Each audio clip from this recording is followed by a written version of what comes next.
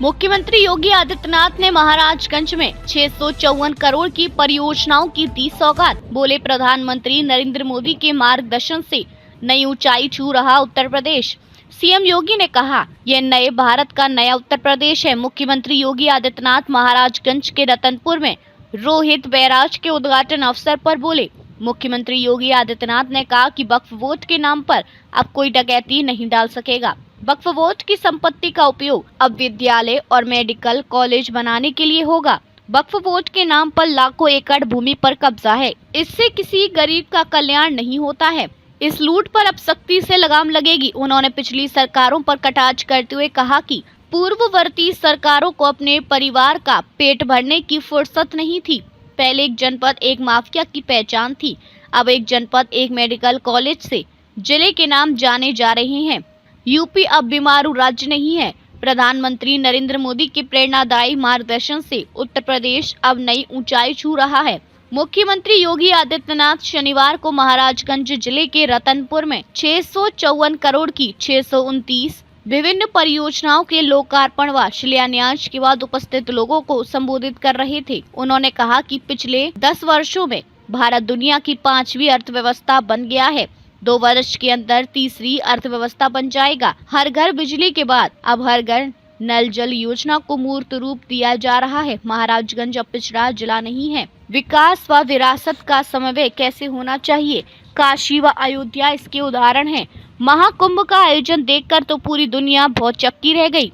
मुख्यमंत्री योगी आदित्यनाथ ने कहा कि आज जगह जगह हाईवे, मेडिकल कॉलेज, विद्यालय सहित अन्य आधारभूत सुविधाएं उपलब्ध कराई जा रही हैं। उन्होंने कहा कि 2017 के पहले जब त्योहार आते थे तो लोग इस बात पर सहमे रहते थे कि कब क्या हो जाए। 2017 के बाद दंगे नहीं हुए। यदि किसी ने दंगा किया तो उसे अपने बाप दादा की कमाई से भी वंचित होना पड़ा। सीएम ने कहा कि अब यूपी में कोई भूखा नहीं मरता है। नौजवानों के लिए शिक्षा, बेटी की सुरक्षा, व्यापारियों का सम्मान व अन्नदाता की खुशहाली के लिए सरकार कार्य कर रही है।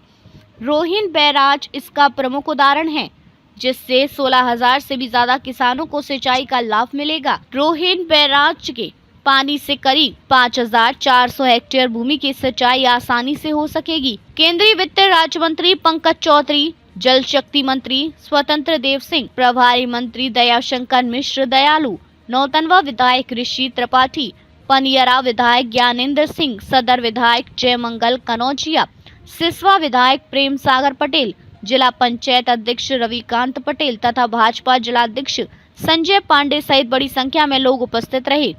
एक और विकास, किसान का विकास है, नौजवान के लिए नौकरी और रोजगार है, बेटी को सुरक्षा और स्वावलंबन की दिशा में आगे बढ़ाने का कार्य हो रहा है। श्रमिकों के बच्चों के लिए अटल आवासीय विद्यालय बनाए जा रहे हैं। आज यहां पर मुख्यमंत्री कंपोजिट विद्यालय भी बनाया जा रहा है। इंटीग्रेटेड कैंपस होगा। प्री प्राइमरी से लेकर के यानी नर्सरी से लेकर के सीनियर सेकेंडरी लेवल तक, 12वीं तक एक ही कैंपस में एक विद्यालय हमने महाराजगंज के लिए स्वीकृत किया है। केवलापुर में पहला विद्यालय बन रहा है और फिर इसको अगले चरण में हर विधानसभा क्षेत्र में बनाएंगे। इसके बाद हर विकास खंड में बनाएंगे। मैं अभी से कहूंगा सभी जनप्रतिनिधिगण और प्रशासन भी और एक विधानसभा क्षेत्र में 15-15 एकड़ जमीन आरक्षित करके रखिए। अच्छा विद्यालय देंगे आपको, बहुत अच्छा विद्यालय देने जा रहे हैं, जिससे हमारे बच्चे अच्छी पढ़ाई करके जाएंगे। बहन और भाइयों, पिछली सरकारें तो एक जनपद एक माफिया पालती थी। हमने उनके माफिया का स्थान अब 1 डिस्ट्रिक्ट 1 मेडिकल कॉलेज के लिए दे दिया। महाराजगंज में भी मेडिकल कॉलेज का शुभारंभ हो चुका है। मेडिकल कॉलेज का शुभारंभ हो चुका है। आज यहां पर हर एक क्षेत्र में नया कार्य प्रारंभ हुआ है। महाराजगंज अब पिछड़ा जिला नहीं है।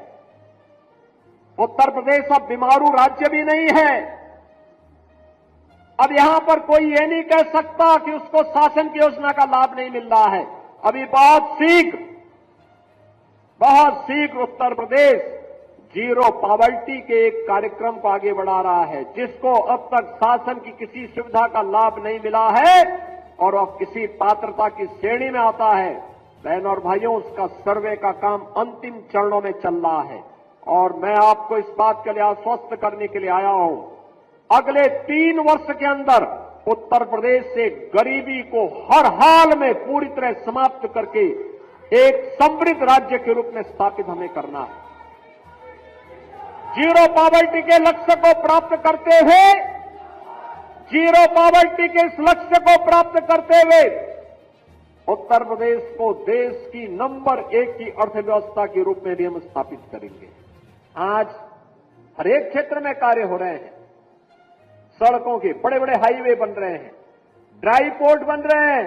महाराजगंज में भी एक ड्राई पोर्ट बन रहा है, सोनौली बॉर्डर पर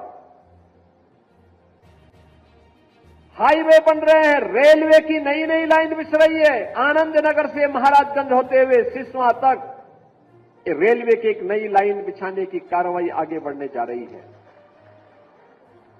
मेडिकल कॉलेज बन रहे हैं, गांव गांव की कनेक्टिविटी अच्छी हो रही है। हर घर बिजली के बाद अब हर घर नल की योजना साकार होने जा रही है। विकास के कार्य, क्या रेल का हो, क्या इस सड़क का हो, वाटरवे का हो, मेट्रो का हो, रोपवे का हो, ये सभी एक एक करके साकार होते हुए जा रहे हैं। एक तरफ ये कार्य युद्ध स्तर पर आगे बढ़ते हुए दिखाई दे रहे हैं, तो बहनों और भाइयों, दूसरी ओर लोक कल्याण के कार्यक्रमों को भी प्राथमिकता के साथ आगे बढ़ाया जा रहा है। लोक कल्याण के कार्य, कोई कल्पना करता था देश के अंदर 80 करोड़ लोग फ्री में राशन की सुविधा का लाभ प्राप्त कर रहे हैं? आज हो रहा है। 50 करोड़ से अधिक लोगों को 5 लाख रुपए की स्वास्थ्य बीमा का सुविधा प्राप्त हो रही है। याद करिए 50 करोड़ लोगों को 5 लाख रुपया प्रतिवर्ष स्वास्थ्य बीमा का कवर। 12 करोड़ घरों में शौचालय बन गए। 10 करोड़ घरों में उज्ज्वला योजना का कनेक्शन पहुंच गया देश के अंदर। 4 करोड़ लोगों के घर बन गए। 3.5 करोड़ लोगों के घरों में बिजली पहुंच गई। करोड़ों लोगों को देश के अंदर रोजगार और नौकरी के साथ जोड़ने का कार्य हुआ।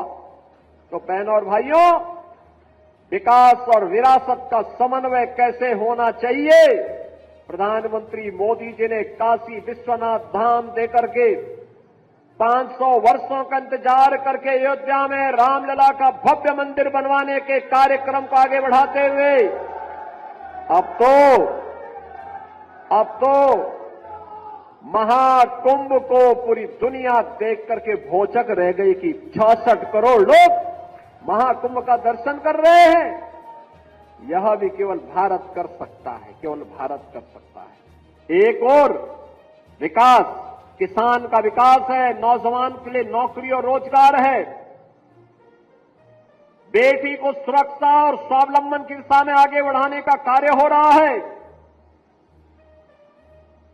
श्रमिकों के बच्चों के लिए अटल आवासीय विद्यालय बनाए जा रहे हैं। आज यहां पर मुख्यमंत्री कंपोजिट विद्यालय भी बनाया जा रहा है। इंटीग्रेटेड कैंपस होगा, प्री प्राइमरी से लेकर के यानी नर्सरी से लेकर के सीनियर सेकेंडरी लेवल तक, 12वीं तक एक ही कैंपस में एक विद्यालय हमने महाराजगंज के लिए स्वीकृत किया है। केवलापुर में पहला विद्यालय बन रहा है और फिर इसको अगले चरण में हर विधानसभा क्षेत्र में बनाएंगे। इसके बाद हर विकास खंड में बनाएंगे। मैं अभी से कहूंगा सभी जनप्रतिनिधिगण और प्रशासन भी हर एक विधानसभा क्षेत्र में 15-15 एकड़ जमीन आरक्षित करके रखिए। अच्छा विद्यालय देंगे आपको, बहुत अच्छा विद्यालय देने जा रहे हैं, जिससे हमारे बच्चे अच्छी पढ़ाई करके जाएंगे। बहन और भाइयों, पिछली सरकारें तो एक जनपद एक माफिया पालती थी। हमने उनके माफिया का स्थान अब one district one medical college के लिए दे दिया। महाराजगंज में भी मेडिकल कॉलेज का शुभारंभ हो चुका है। मेडिकल कॉलेज का शुभारंभ हो चुका है। आज यहां पर हर एक क्षेत्र में नया कार्य प्रारंभ हुआ है। महाराजगंज अब पिछड़ा जिला नहीं है। उत्तर प्रदेश अब बीमारू राज्य भी नहीं है। अब यहां पर कोई ये नहीं कह सकता कि उसको शासन की योजना का लाभ नहीं मिल रहा है। अभी बहुत शीघ्र उत्तर प्रदेश जीरो पॉवर्टी के एक कार्यक्रम को आगे बढ़ा रहा है, जिसको अब तक शासन की किसी सुविधा का लाभ नहीं मिला है और अब किसी पात्रता की श्रेणी में आता है। बहन और भाइयों, उसका सर्वे का काम अंतिम चरणों में चल रहा है और मैं आपको इस बात के लिए आश्वस्त करने के लिए आया हूं, अगले 3 वर्ष के अंदर उत्तर प्रदेश से गरीबी को हर हाल में पूरी तरह समाप्त करके एक समृद्ध राज्य के रूप में स्थापित हमें करना है। जीरो पॉवर्टी के लक्ष्य को प्राप्त करते हुए, जीरो पॉवर्टी के इस लक्ष्य को प्राप्त करते हुए उत्तर प्रदेश को देश की नंबर 1 की अर्थव्यवस्था के रूप में भी हम स्थापित करेंगे।